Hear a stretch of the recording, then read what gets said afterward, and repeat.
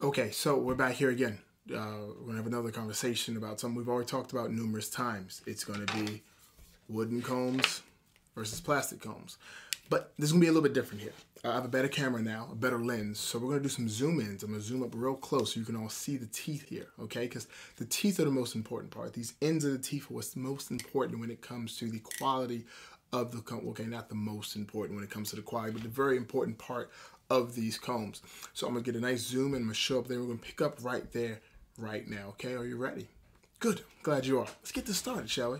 Okay, so what we have here is a wooden comb, right? Another gold wooden comb, as you can see. Boom. All right, so you see that, all right? You see the ends of the teeth there, okay? You see that. All right, now we're going to switch over to this plastic comb I got from the dollar store, all right? Now, okay, so look, plastic comb from the dollar store, right? What do you see? Like, can you see any difference in the teeth? Put them next to each other. Do you see a difference? Right? Do you see a difference right here in the tooth? Anything? What do you see? I'm listening. Okay, so you see this though. Okay, so look, let's look right here, right there. You see that? Actually, you know what? Let me zoom in even closer. All right. Okay, there we go. It's a better shot. Do you see the teeth right there? You see the ends? See how jagged they are? Look at the teeth on these ones.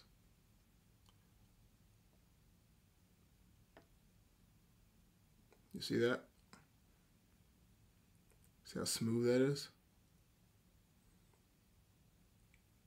That's the difference. Okay, that's one of the differences right there. That was right there. You saw that. You saw the difference between the two. You saw the quality of the teeth right now. Now, just keep in mind, as you're using this plastic comb here, these jagged edges will start to scratch at your scalp, right? So as the scratching at your scalp is going to cause small lacerations, and with those lacerations can fungus, dirt, grime, bacteria, anything can get inside your skin and cause you a problem. And that's what you're allowing in when you're using plastic combs that aren't well maintained. Now, there are some plastic combs that have very nice, ends, okay, with the real nice ball ends or whatever. That's really great. That's great. But this comb right here cost me, I want to say 25 cents. This was a 25-cent comb. So if you want to get a more expensive plastic comb, it may be better. But just keep in mind that this is what you're getting. Okay, this was pressed in a press, mechanically pressed, and that this is what happens. And you're using this on your head, and as you're using this, it causes issues, right? Something like this that was handcrafted, it's sanded, okay? It's sanded and smooth and taken care of, right? That's it. That's all I can really say. I hope this answers the question even more. I hope this kind of solves this whole issue we're having here. But I know it's not. I know this is going to be a debate we continue to have, like which one's better, because you're arguing price over efficiency, right? If you're arguing price over efficiency, then that's going to be an issue. We're going to keep having this conversation.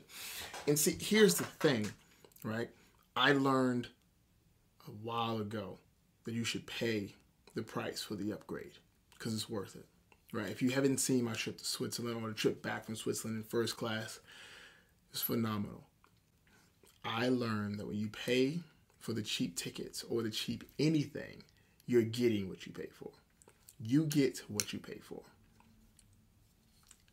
Your hair is worth more than 25 cents. That's all I'm saying. I'm done for the day.